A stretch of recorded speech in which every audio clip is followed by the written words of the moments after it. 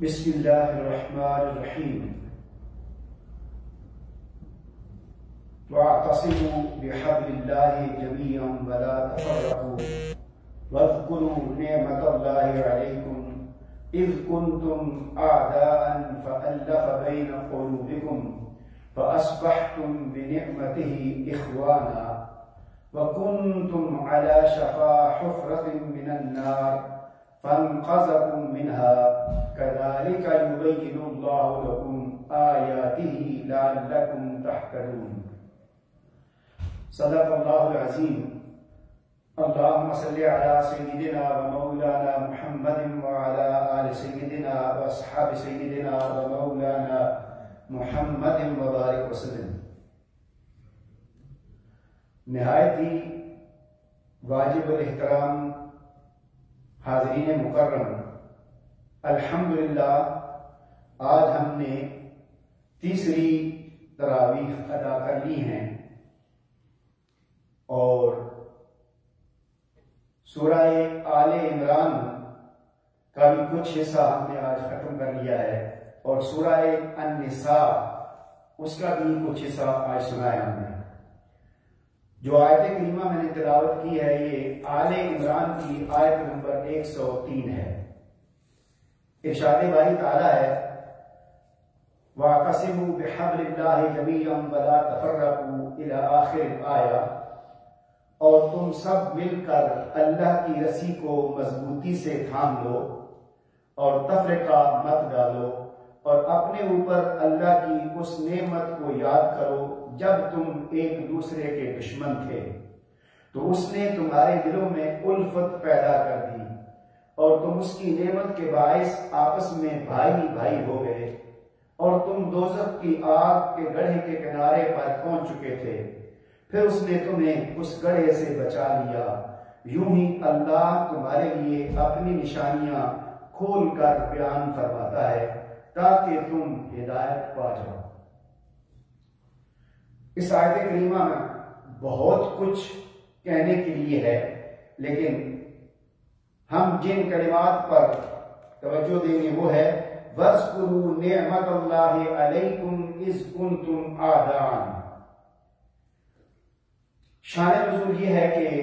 آپ سب احباب کو معلوم ہے کہ آقا کریم صلی اللہ علیہ وآلہ وسلم کی بعثت سے پہلے عربوں کے جو حالات تھے وہ آپس میں جنگ و قتال کا شکار تھے اور ان کے اندر مسلسل جنگیں لڑی جا رہی تھی. ان کے اندر اتفاق نہیں تھا، اختلاف ہی اختلاف تھا، انتشار ہی انتشار تھا اور وہ آپس میں برسر پیکار تھے. اس آیت کریمہ کے ان الفاظ میں اللہ کریم مسلمانوں کو، مومنوں کو یہ متوجہ فرما رہا ہے کہ اے لوگوں یاد کرو اس وقت کو. کون سا وقت؟ خاص طور پر اس آیت کریمہ کا مصداق قبیلہ اوس اور خزرج ہے. یہ قبیلہ اوس اور خزرج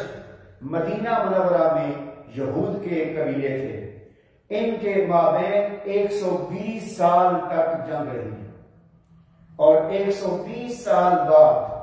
آقا کریم کی آمد سے، آقا کریم کے صدقے سے حضور نبی کریم صلی اللہ علیہ وآلہ وسلم کی شکل میں نعمت الہی سے اللہ کریم نے ان کے دلوں کو متعلق کر دیا، جوڑ دیا، آپس میں ان کو متحد کر دیا اور وہ 120 سال سے جو جنگ لڑ رہے تھے وہ ختم ہو گئی تھی. اب وہ یہاں بیان کر رہا ہے قرآن کریم کہ اس وقت کو یاد کرو کہ جس کی وجہ سے، جس نعمت کے صدقے سے اللہ کریم نے تمہیں آپس میں کیا کر دیا ہے؟ متحد کر دیا ہے. تم آپس میں ایک دوسرے سے محبت کرتے ہو. تو پھر ایک موقع پر جب ان کے درمیان ہلکا پھلکا کچھ اختلاف ہوا تو آقا کریم صلی اللہ علیہ وآلہ وسلم نے ان کو یاد کرایا. اور اس آیت کریمہ میں بے شمار تفسیریں ہیں، لیکن میں صرف حضور نبی کریم صلی اللہ علیہ وآلہ وسلم کے جو کلمات ہیں اس آیت کی تفسیر میں وہ میں بیان کرتا ہوں.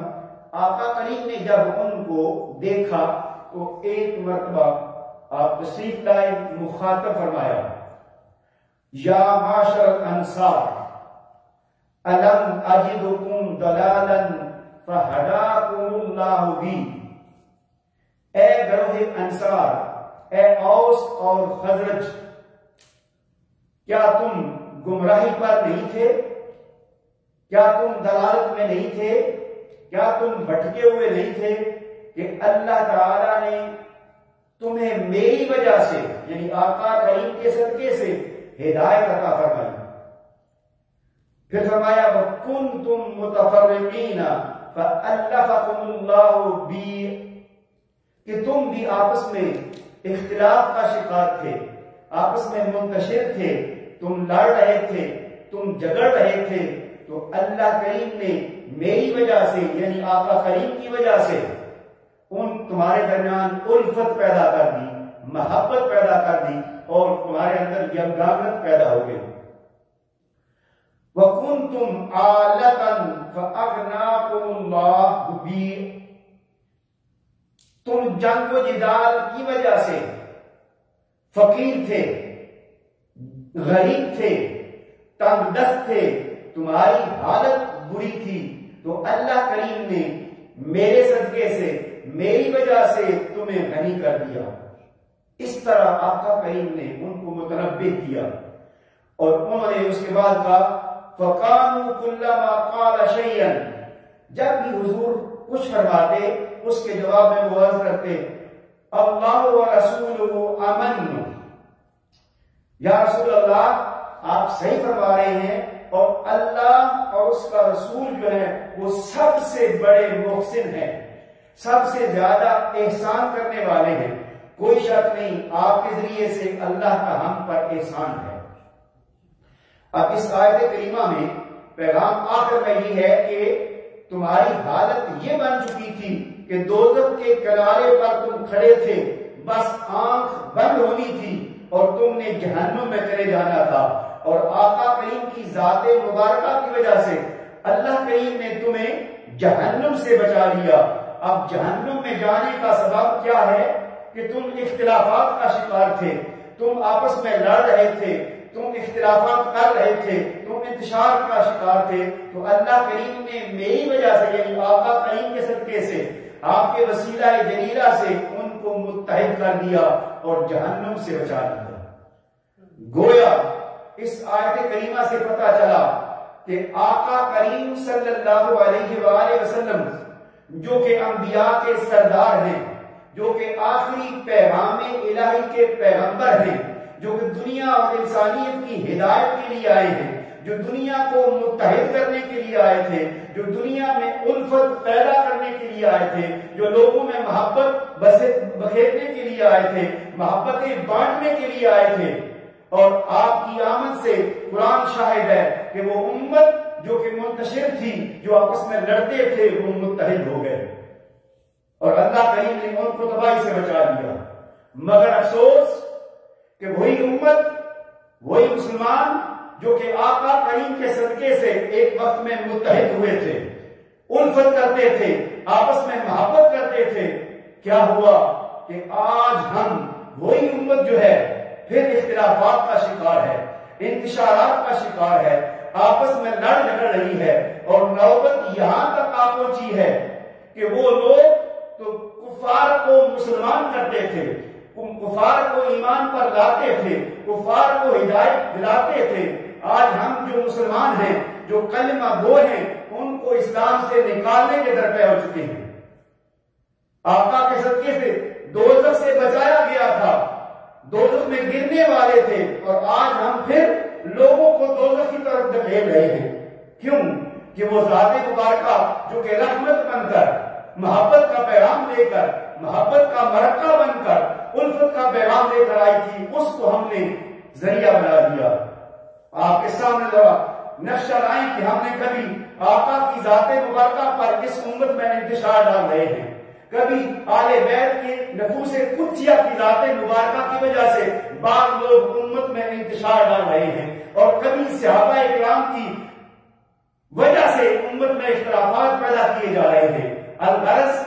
کبھی نہ کبھی کسی نہ کسی معاملے پر امت کے اندر فتنے پیدا کیے جا رہے ہیں، امت کو منتشر کیا جا رہا ہے، امت کو بخیرا جا رہا ہے۔ آقا نے امت کو بچایا تھا اور یہ پھر امت کو جہنم کی طرف لے جائے جا رہے ہیں۔ انہی فتنوں میں سے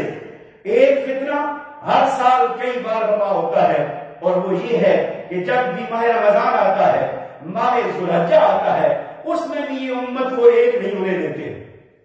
اگر کبھی کہیں امکان ہوتا بھی ہے تب بھی ان کے اپنے مفادات، اپنی آراء، اپنی انا